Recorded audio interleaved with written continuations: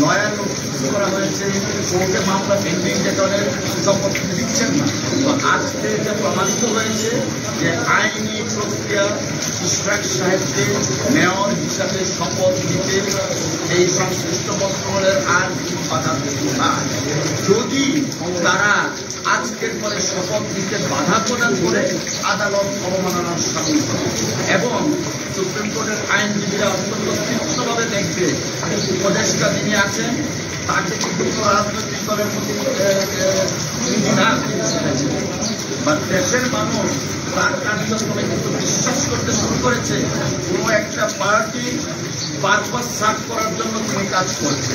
দেশের মানুষ সেটাও বুঝতেছে যে কোনো গোষ্ঠী পার্টি পলিটিক্যাল পার্টির পারপাসটা সার্ভ করছে।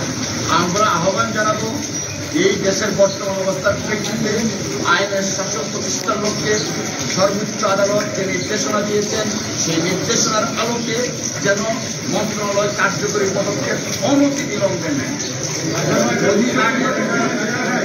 আমাদের আইন তার সমর্থকরা গত কয়েকদিন ধরে আন্দোলন করছে, কাছাকাছি তারা এখন বিভিন্ন কাজ হয়ে গেল। ওনারা এখন হিসাবে ছিলাম as officer of the court.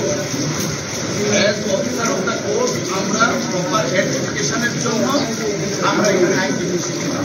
আর রাস্তার মধ্যে যে রেফারেন্সটা দিয়েছেন নিশ্চয়ই সেটা আপনাদের ফোরাম আছে, সেখানে বিষয়ে কথা বলছি আমরা।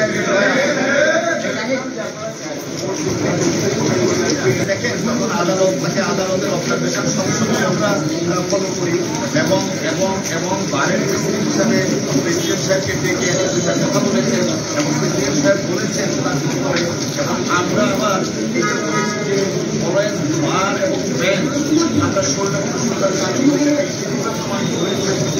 এই বিষয়টা এখানে না থাকলেও মাননীয় আদালত এবং আইনজীবী